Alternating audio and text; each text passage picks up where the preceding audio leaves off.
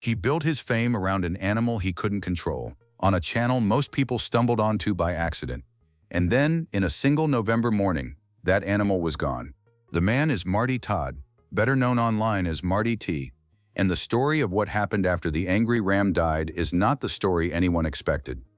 By the end of this, you'll understand why what came next was never really a comeback, and why it was always going to happen this way. Long before there was a viral ram, there was a man living alone on a hillside in New Zealand with no power bill and no plans to be famous. Marty Todd lives, and has lived for over 20 years, completely off the grid in the Marlborough Sounds region, one of the most remote and genuinely beautiful stretches of coastline New Zealand has to offer. No utility connections, no electricity bill, no dependence on infrastructure, most people consider non-negotiable. His power comes from a stream running through his property, filtered through a micro-hydro generator he built himself from a repurposed smart drive washing machine. Not a commercial unit, not a kit he ordered. A washing machine motor, rewired and rerouted, spinning on the energy of moving water. He has been running his property on it for more than 2 decades. That ingenuity, that instinct to solve problems with whatever is already at hand, was present before YouTube existed in any meaningful way. When Marty first started uploading videos, his channel was called Bud Hands 1. It was a construction channel. DIY builds, off-grid systems, projects on the land, the kind of content that attracts a small, loyal audience of people who genuinely want to learn something. Not the kind of content that breaks the internet. He wasn't chasing a platform, he was documenting a life. Around 2007, a local farmer made a decision that would change everything. The farmer had an Arapawa ram, an older New Zealand heritage breed, compact and dense with muscle, that had become completely unmanageable. The ram was destroying fences, chasing the farmer, harassing his dogs. Rams will do this. They're not domesticated in the way most farm animals are domesticated. When a ram decides to assert dominance over its environment, it does so with 100+ kilograms of compressed momentum. This one had decided its environment included everyone and everything within range. The farmer's solution was to put the ram down. Marty Todd offered a different option. And if you think that was surprising, stay with me, because this next part is why the whole story matters. Marty let the ram loose on his 100-acre forest block and didn't think too much of it. The animal had space. There was a U for company. As far as Marty was concerned, the ram would find its place, and they'd mostly avoid each other. That is not what happened. The first time Marty rode his trail bike near the ram, which he eventually named Rambro, the ram charged directly at him. Not a warning charge, a full commitment. On a steep hill, with no room to turn the motorcycle around, Marty took the impact sideways and came extremely close to a broken leg. The ram stood over the bike, apparently satisfied, and Marty sat there on the hillside, trying to figure out what had just happened. He could have removed the ram from the property. Any reasonable person might have. Instead, Marty Todd did something that reflects exactly who he is. He looked at the situation and identified the opportunity inside it. He strapped a GoPro to Rambro.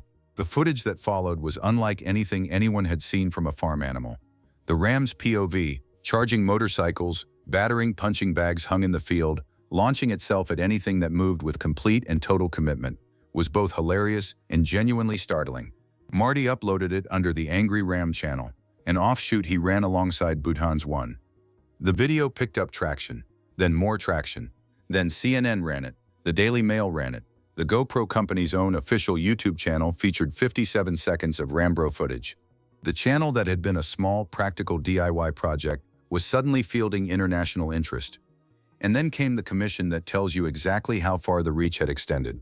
A Japanese television comedian flew from Japan to New Zealand, specifically to Marty Todd's property in the Marlborough Sounds, for the sole purpose of doing battle with Rambro on camera. A full film crew traveled with him. This wasn't a casual fan visiting, this was a production. That trip, and collaborations like it, began supplementing Marty's income in a way that pushed him further toward the self-sufficient life he'd been building for years. Most people who know this story stop here. But the real story starts right now. Marty Todd has been careful in how he describes the relationship with Rambro, and that care matters. Because the easy narrative, man tames wild animal, animal makes man famous, misses what was actually happening on that hillside. Rambro was never tamed, that is the point. Marty never attempted to break the ram's aggression or redirect it into something more manageable. The aggression was the product. The chaos was the content. Rambro could be hand-fed. Marty could shave him and work around him without incident. But the moment a motorcycle appeared, or a punching bag, or any object the Ram decided was a challenge, the response was the same one the farmer in 2007 had given up on. Total, fearless, absolute impact. What Marty understood, and this is the part that gets overlooked in most coverage of the angry Ram, is that Rambro wasn't performing aggression.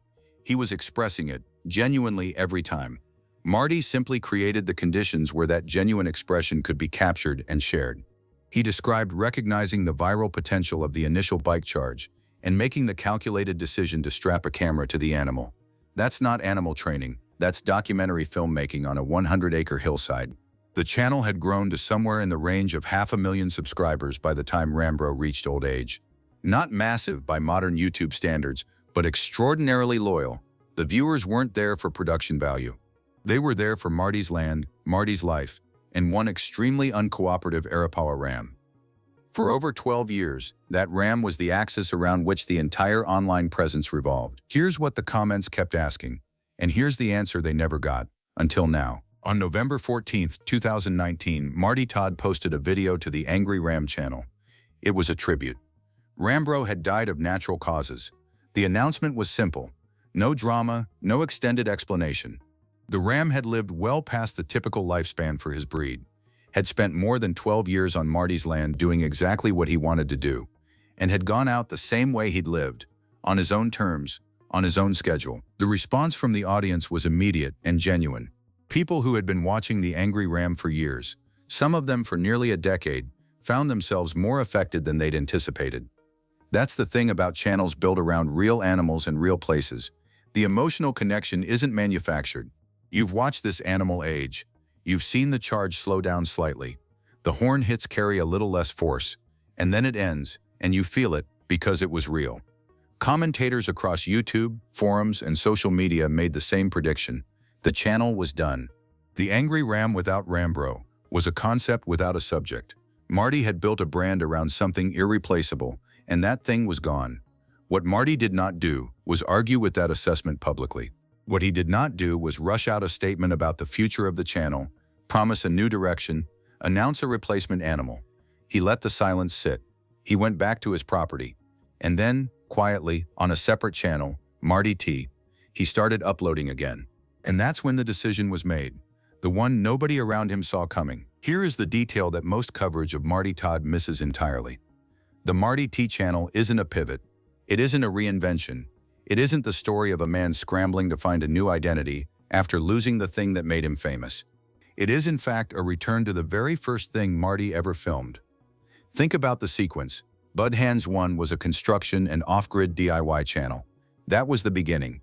A man documenting practical builds, sustainable systems, the mechanics of living independently. Then Rambro arrived and consumed the frame for over a decade. Then Rambro was gone. And what did Marty T start uploading? Vintage machinery restoration, off-grid living, DIY engineering on a shoestring budget. The same subject matter that existed before the Ram, now returned with the experience of a man who has been living it for 20 years. Marty T is actually the third identity Marty has built on YouTube. Budhan's 1 came first. The Angry Ram channel came second, and it ran for years as both a home for the Rambro content and for the off-grid and hydropower videos he'd always been making. Marty T came third, and it stripped everything back to the foundation. The format on Marty T is consistent and deliberate. He sources abandoned heavy machinery, vintage tractors left to rust beside swamps for 20 years, old excavators bought for almost nothing from remote corners of New Zealand, bulldozers and forestry equipment that no one else thought were worth saving, and he brings them back, not with a parts budget that most people could afford, with fabricated components, salvaged materials, and the same problem-solving mentality that turned a smart drive washing machine into a power station. His property runs on water, his equipment runs on ingenuity, and his channel, even after more than 150 million lifetime views, still feels like the work of a man who would be doing all of this whether anyone was watching or not. What happened next is the reason this story spread across the internet. The Marty T channel has now accumulated over 534,000 subscribers and crossed 152 million total views across both the old Angry Ram archive and the new uploads. That number carries weight when you understand what the channel looks like today. There are no thumbnails with arrows pointing at the creator's face. There are no countdown lists.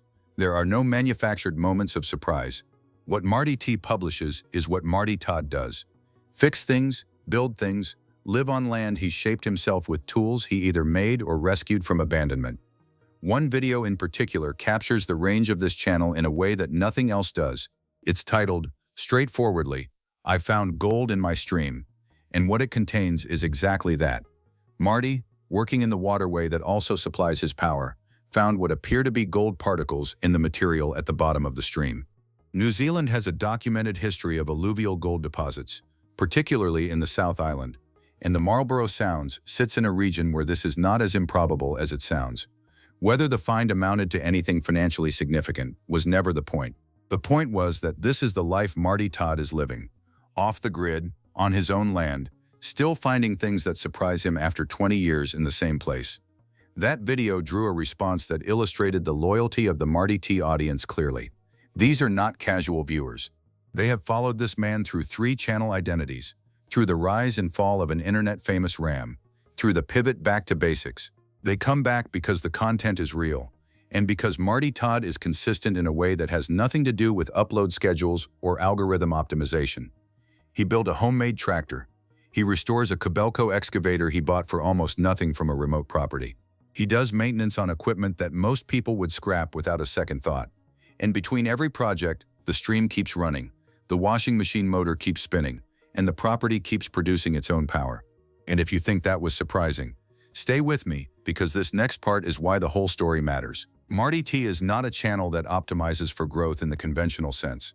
Understanding that distinction tells you more about who he is than any bio could.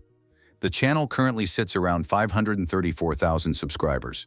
That number has been relatively stable. Recent analytics show minimal subscriber movement month to month.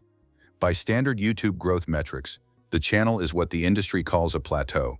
A channel that has found its ceiling with its current content approach and is not breaking through to new audiences at scale. But here's what those same metrics don't fully account for. Over 152 million lifetime views is not a small number. That's built across both the Angry Ram era and the Marty T era, and what it reflects is a channel that, at multiple points, broke through to mainstream awareness without chasing it. The Rambro videos weren't optimized for virality. They were filmed because the situation was real and Marty had a camera. The hydro generator story wasn't pitched to media. New Zealand outlets covered it because it was genuinely remarkable. A man living off a washing machine motor and a stream in the Marlborough Sounds for 12 years before anyone outside his local area knew his name. The revenue picture is modest by the standards of channels with similar view counts. Estimated monthly AdSense earnings from the current output sit in the low hundreds of dollars. That is supplemented by whatever engagement the old Angry Ram archive still generates.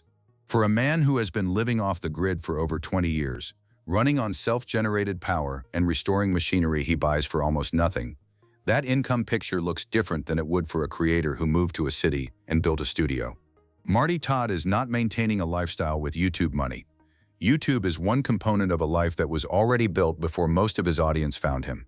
Here's what the comments kept asking, and here's the answer they never got, until now. The YouTube commentary space has spent years telling creators what the post-viral story looks like. The pivot to reaction content, the merchandise drop, the podcast, the course, the monetization of the personal brand into as many revenue streams as possible before the audience moves on. Marty Todd did none of that. When Rambro died, the audience who expected Marty to fight for relevance watched him do the opposite. He went quiet. He uploaded a tribute. He let the Angry Ram channel settle into archive status. And then, on Marty T, he started rebuilding. Not a brand, not a channel strategy, but a body of work. A series of practical, detailed, visually satisfying videos about what it actually means to live the way he lives. The homemade tractor. The 20-year-old excavator pulled from a swamp. The vintage forestry equipment dragged back to operational condition. The stream on his property, still spinning the motor he built from a washing machine. Still powering the life he chose before there was any financial logic in choosing it. This is the third chapter of a story that started not with a viral moment, but with a man in New Zealand deciding to live without a power company. The Ram was chapter 2, loud and funny and globally watched. Chapter 3 is quieter. It's more specific. And for the audience that has stayed with Marty Todd through all of it, It is the most honest version of who he actually is. He didn't rebuild after losing Rambro. He returned to himself, and that return has produced over 534,000 subscribers, 152 million views, and a body of work that holds up without a single viral animal in the frame. The story of Marty T is not a comeback story. It is a continuity story. The story of a man who was always building the same thing, who had a 12-year detour that happened to take him around the world, and who came back to his land and his stream and his broken-down machinery like none of it had happened. Rambro made Marty famous. The hydro generator, the vintage tractors, and the 100-acre property in the Marlborough Sounds made him who he is. Those are not the same thing, and most people in his position would have confused them. He didn't. As of 2025, the Marty T channel continues to upload. Machinery gets restored. The stream keeps running. The land keeps producing. If there's more gold at the bottom of the waterway, he'll find it, and he'll film it, and the audience that's been with him since before Rambro was famous will be there to watch. So here's the question. When Rambro died, the internet told Marty Todd his channel was over. He ignored them completely, went back to what he was doing before anyone was watching, and built 500,000 subscribers from the ground up. Do you think he made the right call? Or did walking away from the angry Ram brand leave something on the table that he'll never get back?